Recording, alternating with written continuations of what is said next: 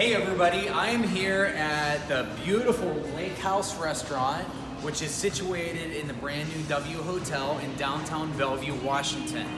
Now what's really exciting about this restaurant is they've been using Kangen water technology now for well over a year.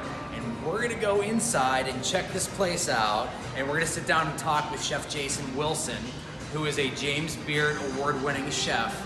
We're gonna talk to him about how they're implementing this technology and why it's so exciting. So let's go inside and check it out. And ultimately, what are we trying to do is we're trying to create a better experience for our guests, right? And that better experience can be dealt with or experienced through really, happy, healthy employees, through a really clean and safe environment, and through the best tasting products possible. So when you think about that, it's how do you deliver that? Is it all on using Kangen water? Well, probably not. But does it really aid in the process? I think it plays a really big part, and in some ways a pivotal part too. I mean, we have things from tea to washing our vegetables, to the cleanliness of our places in our kitchen, but also our front of the house. So you look at that and you go, okay, that's really substantial and substantive. But then at the same time, we're able to say, well, if our employees are drinking Kangen water, we also are looking at as an added benefit. We know that, and they know that they're experiencing something that's just both healthier and better for them. So it's a holistic way of operating a restaurant, I think, rather than what we've been kind of programmed to understand. In the kitchen, we're programmed to understand that bleach kills the bacteria on our cutting boards, and then we don't really understand why that works that way. And that's all based on a pH level, right? High acid, low acid. So if we're able to use water instead, we're never introducing this really a toxic chemical into our system or into our restaurant, and thus into the area by which we prepare great food.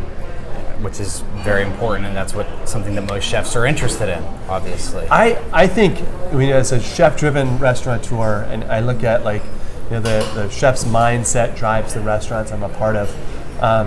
I think it's important that we can produce put our best foot forward and produce our very best, and that comes with knowing the product, knowing where we source it from. So we have great relationships with farmers, and it's funny when I tell our tomato farmer from Walla Walla, Washington, I tell Amy that we're washing our tomatoes with just water. She says, well, that's all I would wash them with too. And I said, yeah, but then I explained, well, this is how I'm washing. This is the water we use. We use this 11.5 pH balanced water so that we get all of the dirt off and we create a better tasting tomato. She just looks at me like, that's incredible. And I'm like, no, that's nature. Yeah. And that's the cool part about it. It's like we keep that thread, that natural thread and approach from the farm all the way get to the table. So the Kangen water allows us to do that. It's super cool in that sense, because you have a natural approach, you can carry that through, and that taste comes through as well. That's incredible. Yeah, it's exciting. It's innovative, right? And we were talking earlier how innovation drives change, and the restaurant industry really is changing and innovating as fast and out of necessity, but almost as fast as the technology industry does. Every 6 months or so, we're trying to reinvent what we do, maybe not conceptually, but always operationally, to become more efficient and stay on top. And for me, I look at there's a simple ROI that happens when using Kangen water.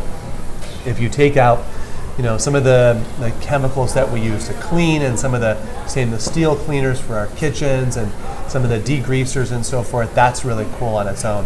But then when I'm able to show a cook or a sous chef or a chef, look at how this works.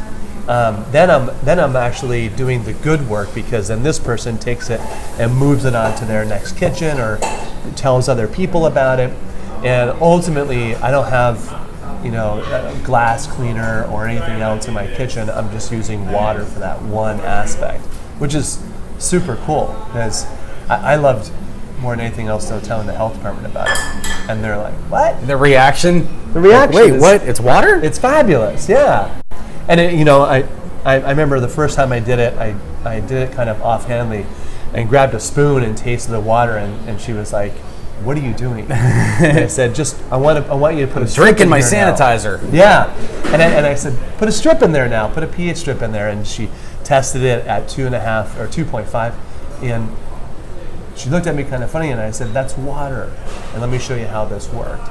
So it's great to be able to pass on knowledge, because as well as we innovate, innovation ultimately is based on knowledge. That's the Absolutely. inception point for it. So It's really exciting what we're doing. Everybody, my name's Steve Beaumont. I am an independent representative for Enagic International, and I am here at the Lakehouse in Bellevue, Washington, a beautiful new farm-to-table restaurant. And Chef Jason Wilson is a James Beard award-winning chef, and he is the head chef here. And he's explaining to us that some of the different uses that they're using Kangen water for around the restaurant. So, Jason, how were you first introduced to this? What was your very first experience with this technology? My first restaurant was Crush in Seattle, and that was in 2005. About a year after we opened in 2005, a customer had me over to his house to cook, and as happens quite a bit. And he had this big white marble countertops and this machine on top. And he starts explaining to me, listen, don't use we don't have any soap here. And I'm like, what? And then he goes on and tells me that, these white marble countertops he has are all clean with this machine and the water that comes out. And I looked at him like he was kind of crazy. And then after the end of the night, when I cleaned up everything and it cleaned the wines that spilled on the floor and so forth, and all of these things that had happened in this dinner, all out of this water machine, I said, okay, I need to learn more. And about 6 months later, we ended up purchasing one for Crush. That machine, we did all the cleaning with, we drank the water, we did tea with, we did coffee, press pot coffee services with it, and I was just like, this is really incredible. And my staff thought it was so cool because they didn't have that smell of, say, bleach and vinegar on the floors and all of these things that we clean with. So I think now it's been over 10 years, and I'm kind of smitten with it, I guess, or a true believer, put it that way. And I met you one night, and you actually spotted my water bottle and said, hey, is that Kangen water? And I said, yeah, you know about it? Yeah, that's right. And I think people that walk around with that water bottle, it's like, right? Those ones that know. For me, I've always believed in the science behind things. As much as cooking and being a chef can be, a feeling and emotion sometimes, I always try to balance it with science. And so when I learned about Kangen water, I grabbed onto it wholeheartedly. And honestly, in the beginning, you kind of think about like, can water just do that? Right. I mean, it's contradictory to all the things that we learn. Yet, when you experience it, and so you drink it or you taste it and you watch what happens when you clean with it, it happens right there in front of you. And so it's easy to adopt. It's irrefutable.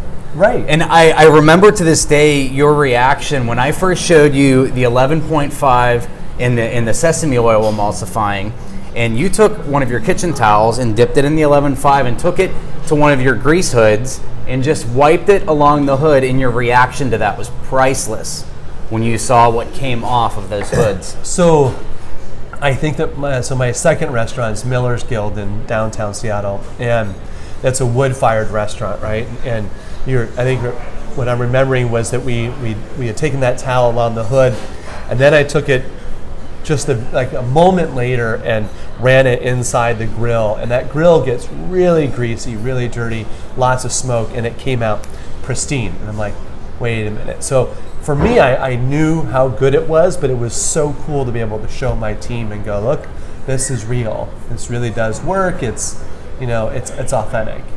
And that's what we're talking about today, is we're talking about breaking the mold of, we don't always have to keep doing what's always been done. We don't just have to keep using sanitizers, chemical degreasers, and all these harmful products in the kitchen just because it's what we've always done. We need to keep moving forward, and we need to keep innovating. You think about that, and And or you think about what you said, right? Which is innovating and what we've always done, and maybe doing things that are contradictory to that. If that was the case, then would we ever be anywhere close to using these things? Right. If that were the case, would we have electric cars, and just goes on and on. Why stop there, and why is it that we wouldn't want to? My question is, why is it we wouldn't want to adopt something like that in the restaurant? In the restaurant kitchen, we're always looking at how to become more efficient. And I look at it like if I had one machine to do my degreaser, my sanitizer, and then drinking water for my kitchen staff, and just stopped right there, that would be, let alone a good investment.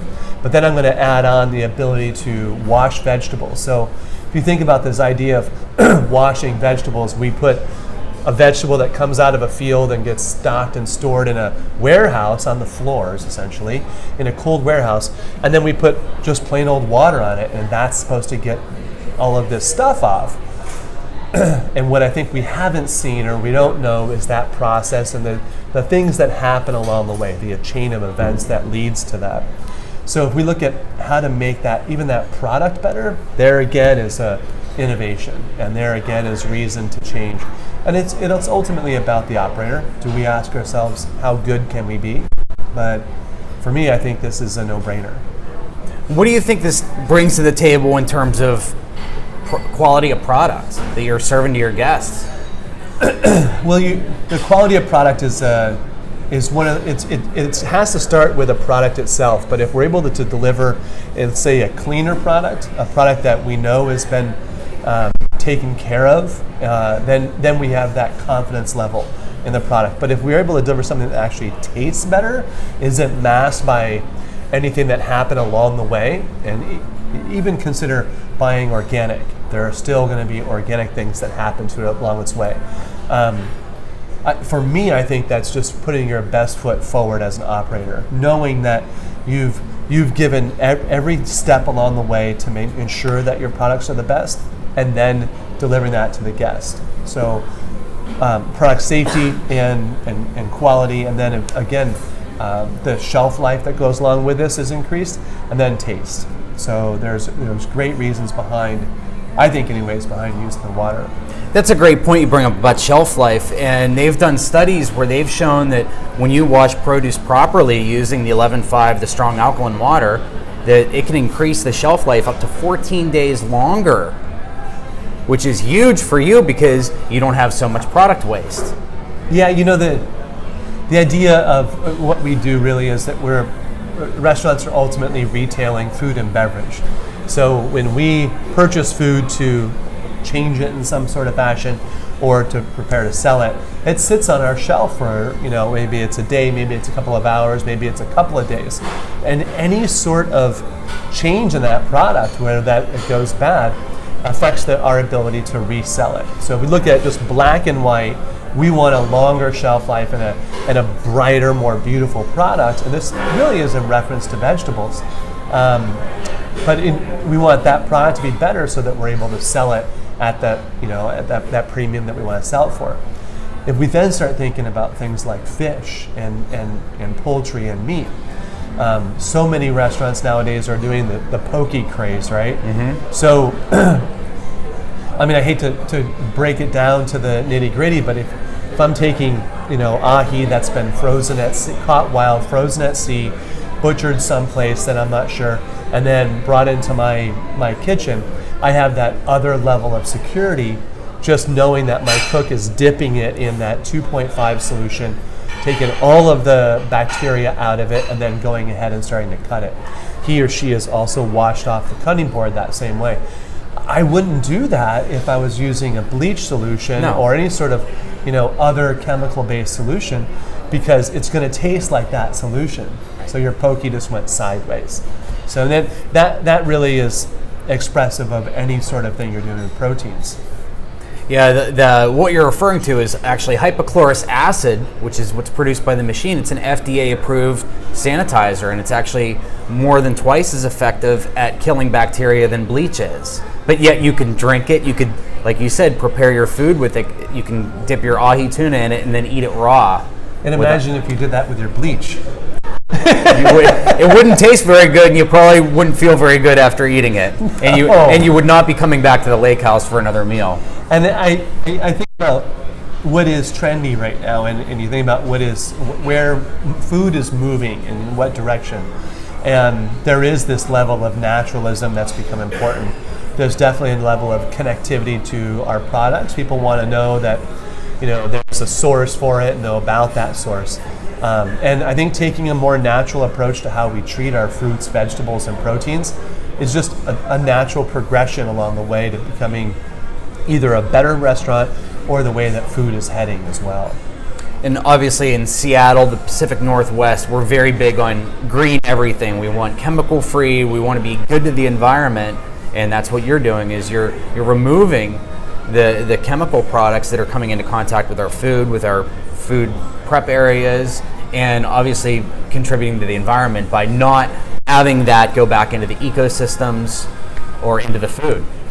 Yeah, I mean the big question is, in that realm, the big question for me is, can I make a difference? And, I think I mentioned earlier that the best way we make a difference as chefs is how we teach.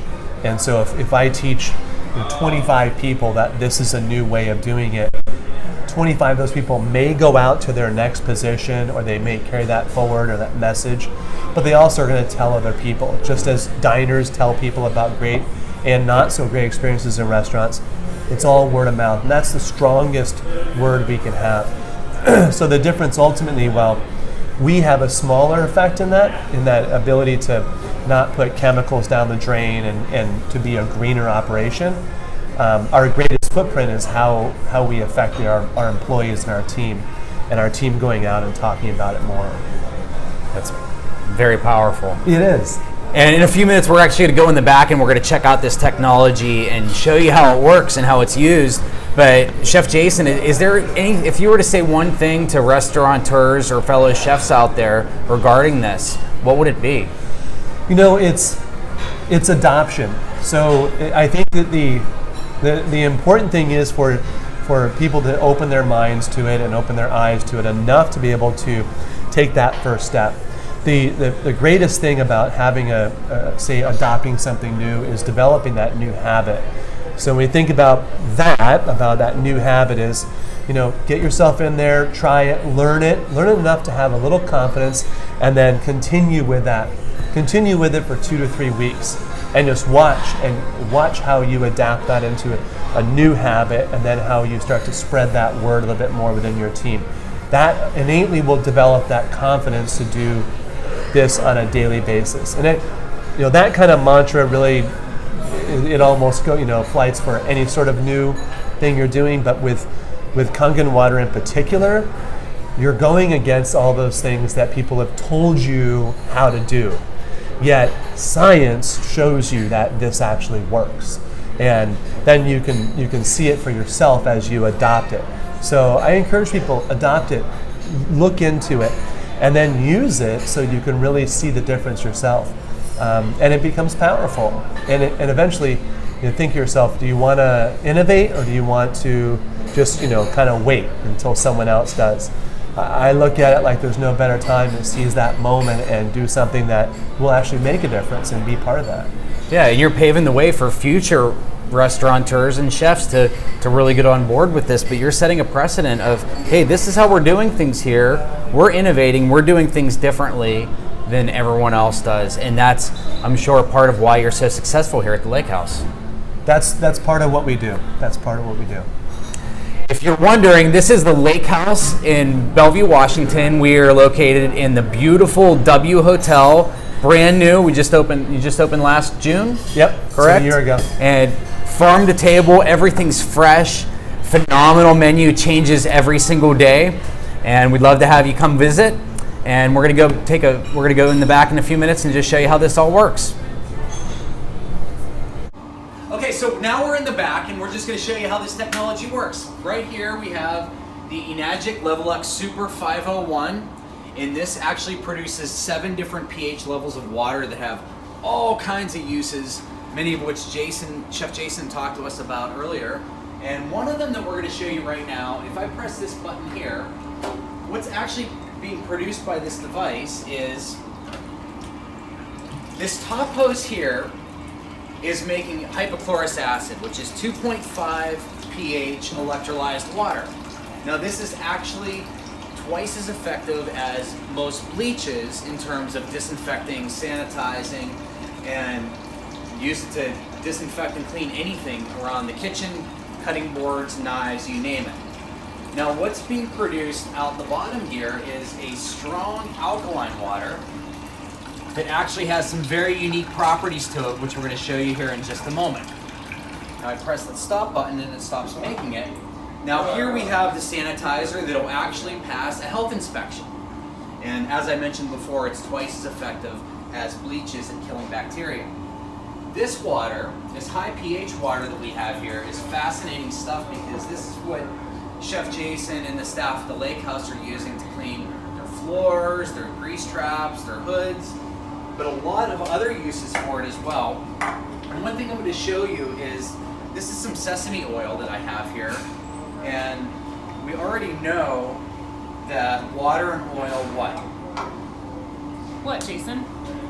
They do not mix. They right? do not mix. So what we're going to do is we're going to take the sesame oil here, and we're going to show you the tap water and that sesame oil simply do not mix. But this is some of this high pH water that we just produced from this Enagic technology right here. And I'm going to take some of this, and I am going to actually completely emulsify that sesame oil. Get this, with water that I can drink. Completely non-toxic, which is amazing because if you come over here, Tristan, you're going to see that we have some tomatoes here, and we're going to actually wash these tomatoes on the right with this high pH water. And then tap water for the other one. Chef Jason's going to help us here. Your assistant, Chef Jason. Yeah, I'm fine donning that hat. He's the sous chef today. Okay, that's how we normally do it. We normally put it in tap water, or I shouldn't say we, but that's generally how speaking how people will wash the vegetables. And you can see there's just a little bit of discoloration or tinge in this water, but I mean it's just so faint. What happens in the other?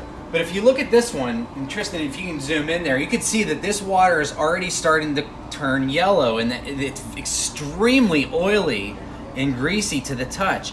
And one thing that we don't realize is that tap water has chlorine, it has fluoride, it has over 200 chemicals in it, and these tomatoes are porous, just like human skin. So they're actually absorbing all the chemicals in our tap water. So if you're buying good organic produce and it's coming into contact with tap water, you are still putting all of these chemicals into your produce. You know what I've always enjoyed about this too, is that you can see a color difference in the tomatoes, just in the ones that are coming out of the water. So you can almost choose any one of these, you'll see a difference, but then you can also feel a difference. There's an actual redness that's increased in this tomato. What you've done is you've taken off any of this, gosh, it's so waxy strange. residue? Yeah, there's this, the residue, there's sprays essentially that go onto this to prevent that porousness from absorbing things in the environment and then, decomposing or ripening the tomato faster than it wants to be on the shelf.